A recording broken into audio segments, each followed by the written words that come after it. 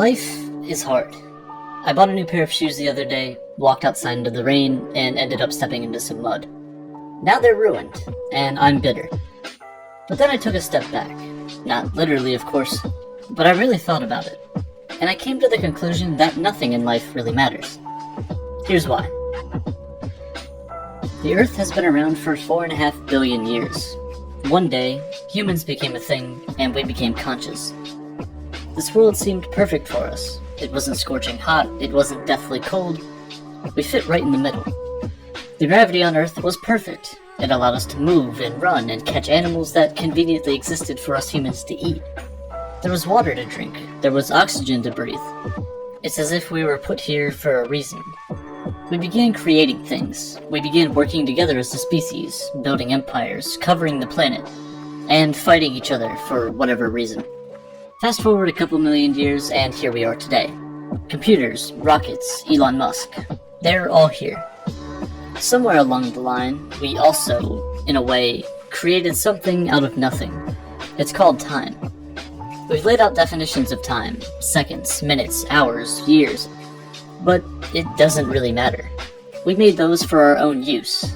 Time is nothing more than a way to measure the passing of events. But we've only really set up these units of time based off of ourselves. A day is how long it takes the Earth to spin around once. A month is about how long it takes the moon to orbit the Earth, and also spin around once. A year is how long it takes the Earth to orbit the Sun once. You get about 78 Earth revolutions around the Sun in this journey called life. As poetic as that sounds, there's not much scale to these things once we pass a human lifetime. Sure, we can judge how long 1,000, or maybe even 10,000 years are. But after that, the timescales of things are just too much for our brains to handle.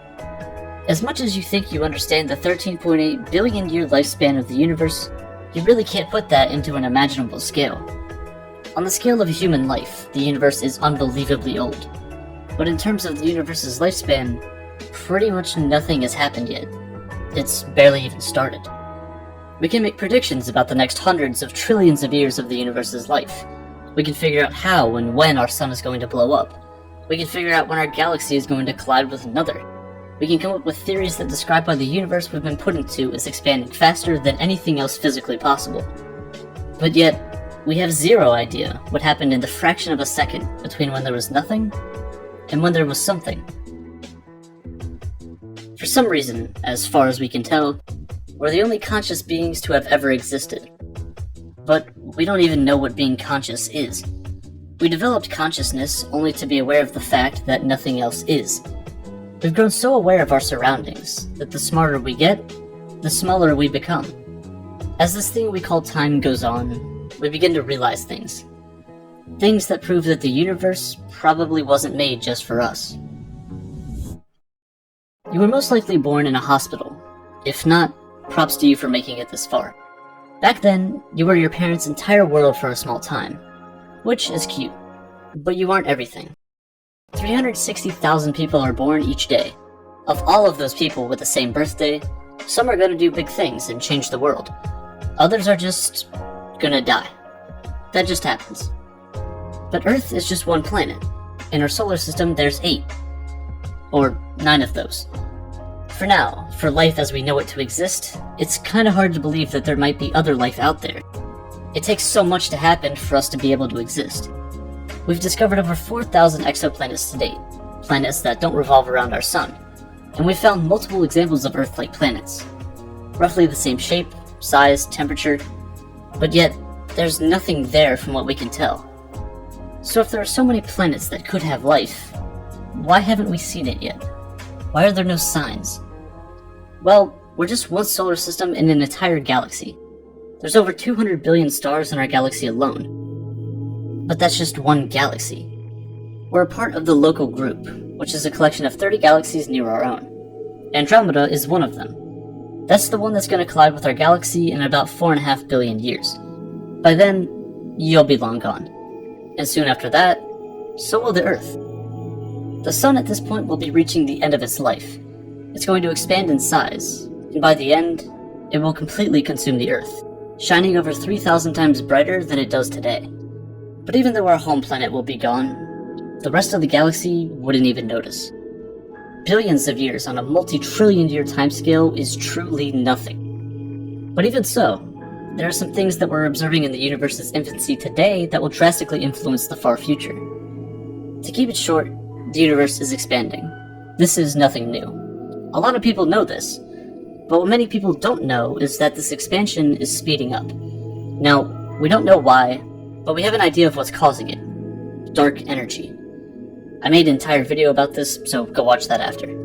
This dark energy is stretching the fabric of space-time. We don't know what it's made from. We know it's there, we observe its results, but we don't know exactly what it is, or what it's going to do. Dark energy, at least according to our current calculations, will eventually stretch the space-time between galaxies faster than the speed of light. The light emitting from our neighboring galaxies will travel towards us at the fastest speed possible, but even this won't be enough.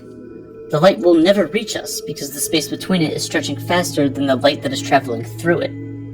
It will spread the universe so thin with galaxies that when we look out to observe what's around us, we won't see anything. We're going to end up all alone, confined to whatever galaxy we end up in. But in the end, even our galaxy will start to go dark. The fate of the sun is the same as it is for all stars in the universe. Eventually, trillions of years down the road, these lights in the sky are going to begin turning off, one by one by one. Without any new stars to keep things running, the universe is going to get a bit colder. Depending on their size, these dying stars begin to turn into white dwarfs or neutron stars, providing the last glimmers of light in a cold and dark universe. This is the very last hope for any surviving life forms in the universe. But eventually, trillions of more years after the last stars like our sun die, even these white dwarfs will begin to dim out.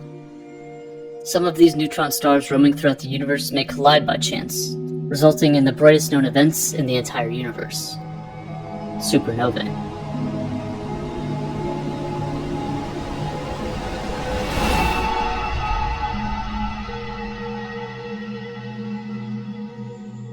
But once these supernovae conclude, the universe is again plunged into darkness. All matter that used to make up the galaxies we see today will begin to fall into the black holes that kept things held together for so long. The Big Bang that created the highest temperatures ever known to physics ultimately results in the most dormant, dark, and cold configuration possible. From a universe teeming with light and beauty, to a cold, barren wasteland. A universe dominated by black holes. But even now, the universe has just begun. These black holes are going to be around for a while, and the things we used to call galaxies, with stars and planets and life, are now just going to be full of black holes, and more black holes. This is how the universe is going to spend most of its time. Cold, dark, and alone. We're no longer talking about millions of years here. The timescales are now on quadrillions of years. But even these black holes won't last forever.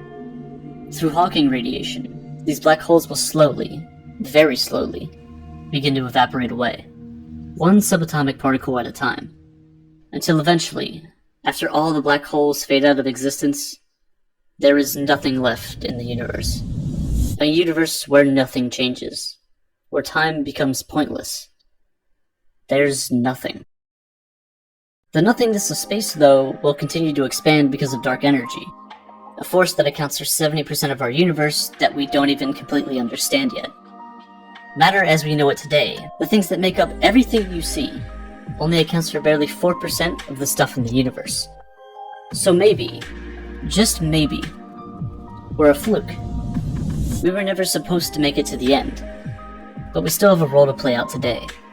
We are one species on one planet, in one galaxy, in an almost indistinguishable part of the universe. Whether or not we came to exist, not much would be different. Every day we matter a little less, and a little less, until eventually we realize that, in the grand scheme of things, we don't matter at all. Our galaxy could just disappear. It wouldn't really change much. We came to exist in such a weird time, but it's also pretty unique. We know we're just the beginning, a blip in the universe's potential, but the only way to fulfill that potential is to start making progress today. It's not a stretch to say that there won't be others like us, random spurts of intelligent life spread throughout trillions of years. But now, we're at one of those stages where life is possible, and probably the easiest it's ever going to be. You get one life to do whatever you want. There's some things you can avoid, like school, or taxes. But other than that, you're free to do mostly whatever you'd like. If we can't figure out our purpose for coming to exist on this planet, if we can't figure out why or how the universe came into being, then our purpose is whatever we want it to be. If you want to sit around and play games all day, there are people doing that. If you want to build a multi-billion-dollar company that's going to help propel humanity to other worlds, there are people doing that as well. Anything you want to be or do can be done, and should be done. Like I said, our own purpose is whatever we want. Right now, if good things are happening to you, if bad things are happening to you, it's actually not gonna last forever. You have zero idea what the future holds for you, and the most random of experiences can reroute your future in an instant. Everyone was dealt a hand in life that we honestly just didn't ask for. Some people's hands are better than others, but we all have to play with the cards we've been given in the best way we can. There's a chance that we humans may never figure out why everything in the universe acts the way it does. Is there life anywhere else, or are we the exception? For every answer, 100 new questions pop up. There's infinite possibilities as to how we came to exist, but there's infinitely just as many things to do while we're figuring that out. There's dogs to feed, there's people to meet, there's science to be done. So whatever you do while we figure out our spot in the universe, this universe at least, just try to enjoy it. Because no matter what happens to you, no matter how many times you mess up, no matter how far humanity ventures out into the unknown, in the end, it doesn't even matter.